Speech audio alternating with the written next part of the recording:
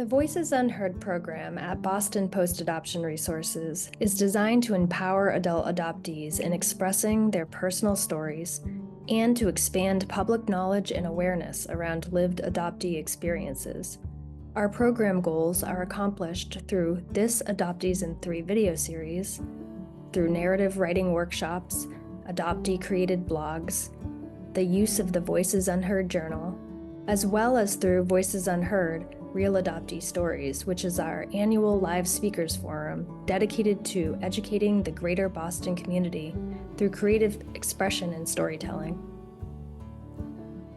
Welcome, everyone. Welcome, Greg Gentry, to Adoptees in 3, Connecting Mind, Heart, and Action.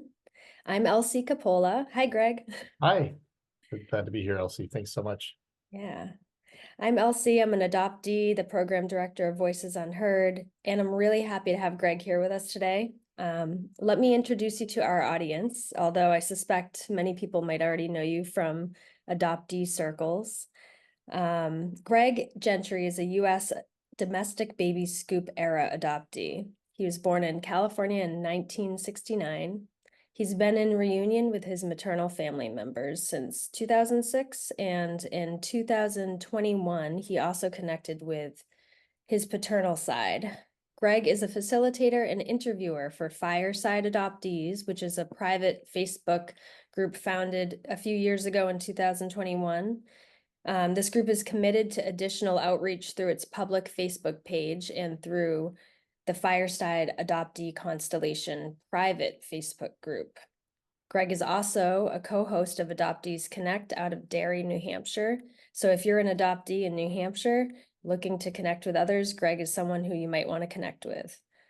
And Greg was also a speaker at last year's Voices Unheard, where, Greg, you shared a really stunning piece that you wrote on your journey of what many of us call out of the fog, but into a deeper, like, kind of sudden consciousness of realizing all that comes with being adopted that you may have pushed down. Yeah, Yeah, that was a really memorable piece. thank you so much. And you were our first male speaker ever. That was such an honor. I could get choked up thinking about it even now, but I really appreciate that opportunity. Thank you. Very memorable. Always remember that. Yeah, it was great. So how are things, just to check in, how are things going in your adoptee world lately? They've actually been busy in the sense of engagement with people, both in person and online, which is exciting for me. So I really like both of those venues, I guess I'll call them, or theaters. It's really exciting when online relationships are able to come over into real life experiences with people. So, including with you and other adoptees locally, but also some across the nation coming together at different events, et cetera, and having a chance to see people. So it's been exciting. It's been busy in the adoptee world. I'm very happy with some of the newer connections I've been making. I've been trying to reach out more into the constellation space and be more accessible to people who are not just adoptees, but first parents and also adoptive parents in terms of support I may be able to provide and zoom in for parts of their journey too. Yeah, that's awesome. Yeah, it's so important. I was thinking, like, something I love is when I've been working with a client for sometimes years, because some clients I started working with during COVID, and it's, Zoom. Yeah. And then you just continue on it because whatever. And then I go to like Voices Unheard or I see them somewhere, and it's so cool because it's like you've just developed this relationship for all these years, and then to see someone in person is like, it's not reunion, but it's like, I don't know, it's got something like, each other so well, Yeah. never been in the same place, Yeah, I experienced that also with, for instance, coming to Voices Unheard and sitting down and then looking to my left and to my right and realizing that I knew people on both sides of me. Yeah. And I had met them in person before, but there were some people there that I hadn't met in person. I hadn't met you in person at that point, but I think there's almost like a recollection we have of from the connections we make in the online space to when we come, there's a familiarity, I think, when we meet people in person. Maybe that's kind of what you're speaking of too. Just there's a comfortableness and an easy way of being able to communicate. Yeah, yeah, totally. So should we jump into these questions here? You Sure, ready? let's go Okay. for it. Yeah. First one, if you were going to make a movie or title a book, your choice, about your adoption journey, what would the title be? I thought a lot about it. I kept throwing things around. I settled on the title Out of Nowhere. Um, so Wow. I think it captures some of the mysterious part. There still are things that are unknown to me about being an adoptee in terms of my placement as an adoptee, meaning I've never been told key details from my adoptive family about how I got here. Even being in reunion didn't solve some of those questions Mhm. because my parents really hold the key to some of this, and they've never. I don't know if I want to say they've purposely not told me, but they certainly haven't been forthcoming with things, and maybe they could have told me some really key things about it. Led me to feel like I sort of dropped onto the scene, like this narrative of a stork delivering a baby. That's Mhm. really how I've felt for a long time. Like, where does my history begin? Who are my people? Even after finding them biologically, I still didn't quite understand how I came to be where I was. So Out of Nowhere kind of describes that for me, of just sort of appearing on the scene, feeling unrooted in a lot of ways, still knowing very, very basic things about myself are missing from my awareness. So I'm trying to search for those things now.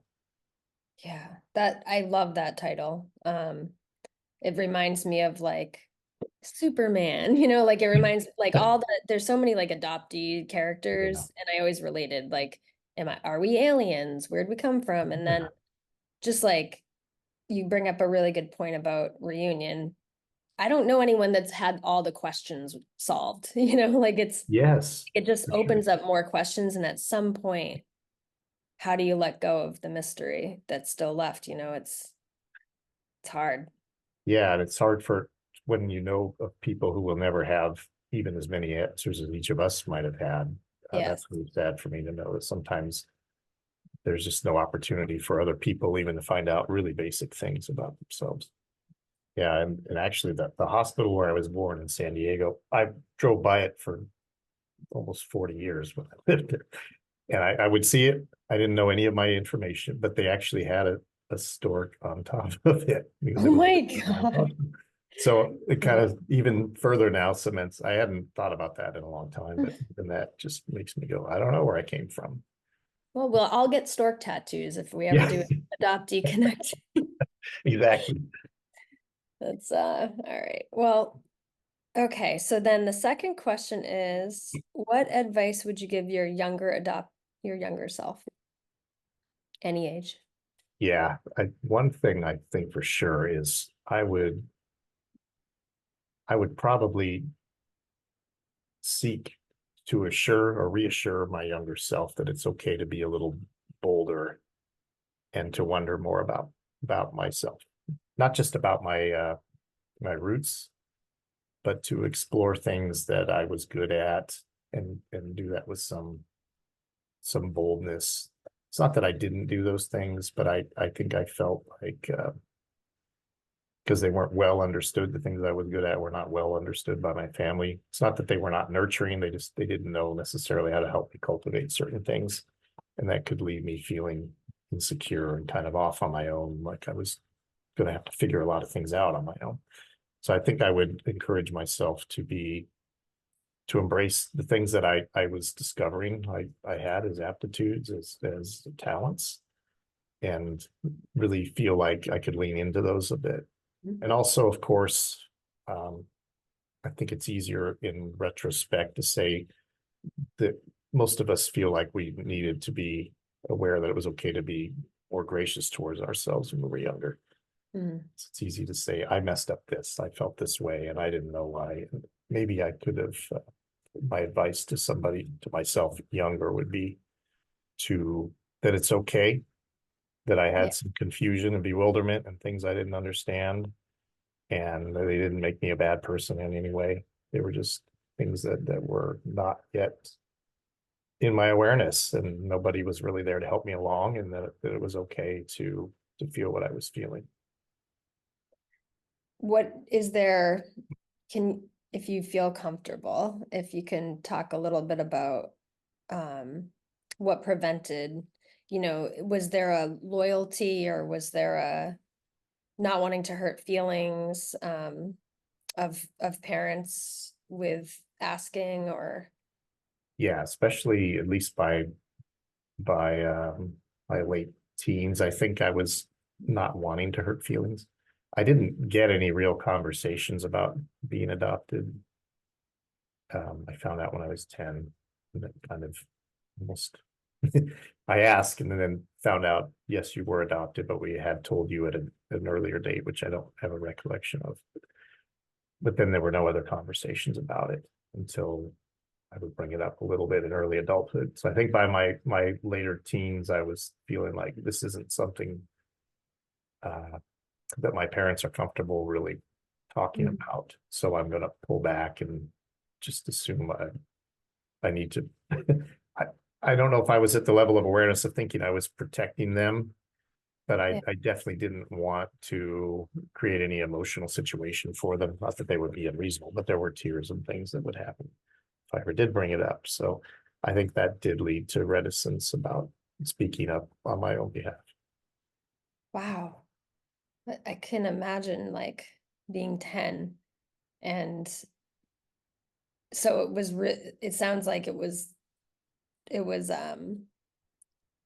kind of like a guessing game maybe did you have a period of time if you remember like around them where you were like I'm pretty sure I am but maybe I'm not you Well, know yeah, I remember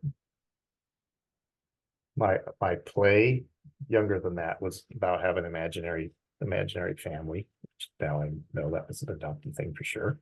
oh yeah And that came out, I think, from some level of feeling not fitting the same way. Not that they were not accepting of me. They may have been so accepting of me that they didn't recognize or acknowledge how I was legitimately different. Hmm. But a really a person with different roots and different abilities because of that. It seems though that I was definitely gaining awareness of that, so that at age 10, I was watching TV and I saw this show with an adoptee, and I thought, I'm just going to ask. And other people have said the fact that you asked means maybe when they told you when you were younger, you weren't able to process that. And so it set off later on this kind of insecurity. What's going on? Maybe I should find out about this, ask this again. It also showed, I think, that for my parents, they kind of viewed the whole thing as in the past, Mhm. something over and done with, and they weren't really, maybe I would say they were not necessarily planning on talking much about it again, but they never did. So yeah, I definitely was, as I grew into awareness of that and felt like I needed to know those things. Information really wasn't there for me. And this illustrates exactly why it's so important for adult adoptees to talk to adoptive parents now, you know? Yes, I've been asked about that specific thing. Yeah. Someone said, "What hypothetically is it better than not to tell your child they're adopted?" Oh no, you Mm-mm. can't withhold that from somebody. Yeah. It's It cruel it's and not, it's yeah. not right. It's not intentional. It's not an intentional, usually, betrayal trauma, but it is a betrayal trauma, when it's not told, it's like not even knowing what's real, who Yeah. am I? All these things that I sensed or felt, and sometimes people are denied it, they kind of something's off, something's not right, and the answers aren't provided, and then you find out, you know, as an older kid or a teenager, and it just, how do you trust your own, you wanted to trust your own mind, you knew something was off, Yeah. and the answers weren't provided. It's really tough to recover from that. And in a lot of ways, I never did. The relationship was different going forward at that point, even at age 10. Yeah, There was always some insecurity that accompanied it, and also some pulling away that never fully recovered from that. yeah. I hear that a lot from adult adoptees who weren't told until later, that they don't, there's a thing, just a trust, like we already have trust issues Yeah, because of our separation, but there's a additional trust trauma on top of that where the closest people to you um weren't upfront or omitted. And so who can you trust? And yeah. I don't think a lot of people are trying to do a manipulative bad thing. They're doing what they for the most part, what they thought was the good thing to do. I know for But sure, and yeah, in that era for me, for the baby scoop era, that was the case. yeah, As they would say, we were told not to really talk too much about this, or bring it up. That was what the experts told us. So it's when you'd hear that, you know, it was across the culture. It's hard to be like really angry. Oh, they did this to me on purpose. That everybody was doing that. It still hurts, and it mhm, still has uh, effects, consequences. Not that I'm taking it out on it, but I realize that what I feel is a valid expression of the effect of what people should have been better at practicing in the culture at that time, but they just weren't open to it or weren't being told about it. So I think they did a lot of damage. As a result, you see a lot of these adoptees who are around 50 years old, like I was at the time, who come out of the fog, and suddenly reality is huge, and you go, what just happened to me? What have I been doing this whole time, and how come nobody's been engaging me about this? I know, breaks my heart.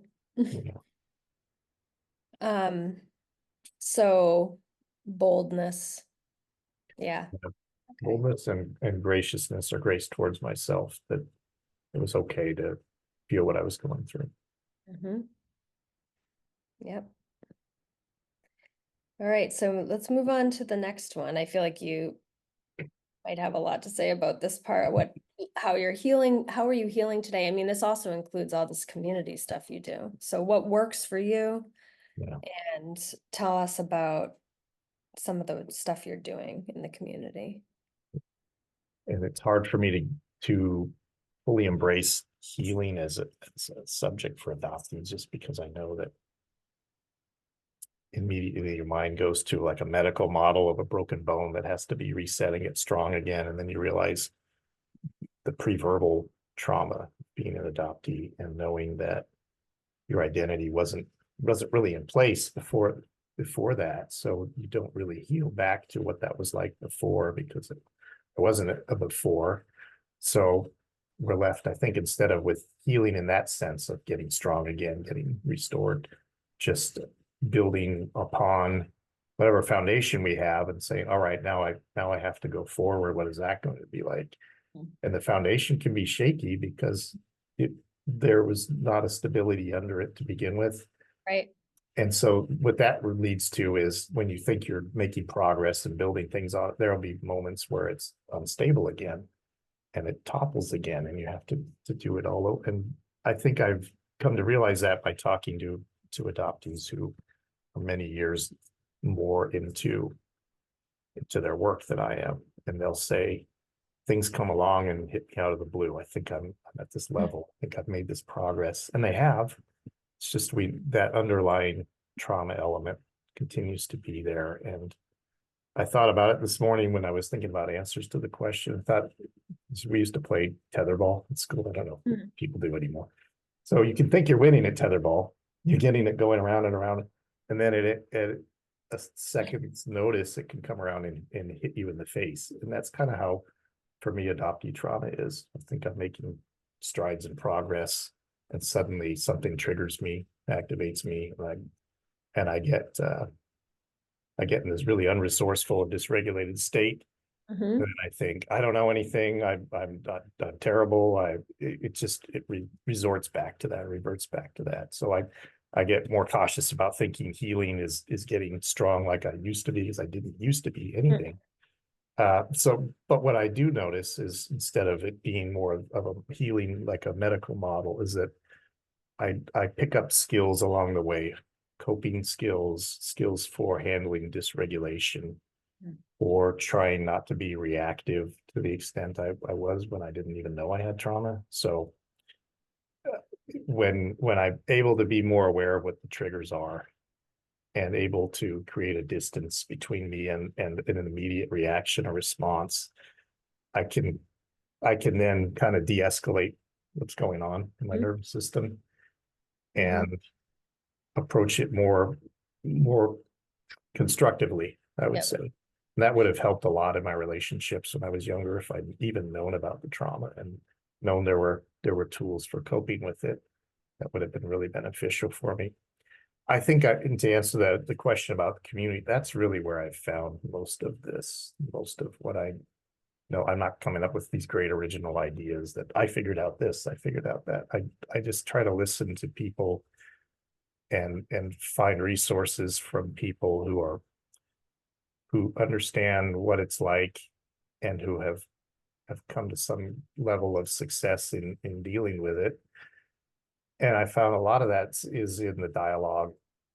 It's in the community where you're sharing words, you're learning concepts and language, and you're offering support because you resonate, you empathize, you feel what people are feeling, and their insights add to your own. Some of your words add to their insights too, and you kind of that's a strengthening that can happen, and it's a good feeling. So even if we don't think of healing so much as I'm going to get over this, I'm going to get over primal wound or something like this, we definitely learn, I think, to be more in tune with ourselves, more aware of how we're likely to act, more resourceful. Again, I like to use that word, and also more supportive of other people. Mm. So I really believe strongly in the community. I know it's not always a positive place. It's not always a positive place for everyone, but if you can do what you can within that community to make it as welcoming of a space for everybody else and encourage them about their own stories, the value of what they have to say and share, and benefit from that yourself, then I feel like it just kind of grows and grows in that sense. So for me, I don't know where I would have been without finding the community. A little less than 3 years ago, I entered into the community. I thought I didn't know this existed. I didn't really ever have interactions with other adoptees, and suddenly I was in groups with them and listening to them and learning, and it was so mind expanding. But it also allowed me to cultivate my own ability to give back to them and try to connect them where I could too. That's been really rewarding for me. So much of it just reminds me of addiction recovery and how it works, like just the peer support aspect is so important. And if you don't find a group like that, if a group feels, if you're in addiction recovery and you go to a meeting that feels awful, it's like everyone there is in a different stage of healing than you are. Mm. Find the one that works, like I mean, I think that it's starting to expand much more now, more kind of adoptee groups, and hopefully it will keep expanding. But if someone goes to one group and it's just not feeling good for them, you know, um, after some time they've really given it a shot, go to another one, find the people that you feel, connected with. Yeah, and I think that the in-person part, to the degree it's accessible, and I know unfortunately not everybody can do that because you may not know who's around you or know that there are other people out there. The support in person is just tremendous. Yeah. And it also clears up potentials for misunderstanding you might have with somebody online. Right. Yes. That can happen too. I feel like it also provides, because I know it's easy to think, oh, if you're in the community, all you do is talk about adoption. And you don't necessarily. Sometimes you do, and sometimes you just enjoying being in each other's company and talking about other things. So it's not this obsession 24 hours a day of I've got to talk about adoption all Right. the time. It's all I think about, talk about. Those are all the people I talk. Sometimes you're talking to adoptees just as friends and connections and people Right. in very everyday ways. Yeah, it's like having a group of people that like just get this very, you know, I don't know, baseline thing that not many other people get, and then having relationships from there. Yeah, definitely. All right, well, before we wrap up, is there a specific place people might find you online or the Hmm. information you want to give about how to find you? Oh, sure. So Fireside Adoptees is a private Facebook group. So we'd love to have adoptees. We also have a constellation group, which is it's still private, but it's also open to anybody in the adoption constellation. We also have a Facebook page called Fireside Adoptees public page, so anybody can go look at that as well. We're also on Instagram, so anybody can go and look at us there. For me personally, I'm on Instagram. I think it's Greg Gentry 22. Without any spaces. Anybody would like to see me there? I'm on Facebook. Hopefully, I'm easy to find for anybody. But I love talking to people. I love connecting people where I can, and it's there's excitement in the journey. There's a lot of pain in the journey, but there's also some really rewarding things that have come out of it. So I love to connect and would enjoy hearing from people. Great. Okay. Well, thank you so much for coming on. It was awesome to talk to you a bit more, and I'm sure you'll have some people maybe get in touch with you from this. And as for our audience, please stay tuned for our next adoptees in 3.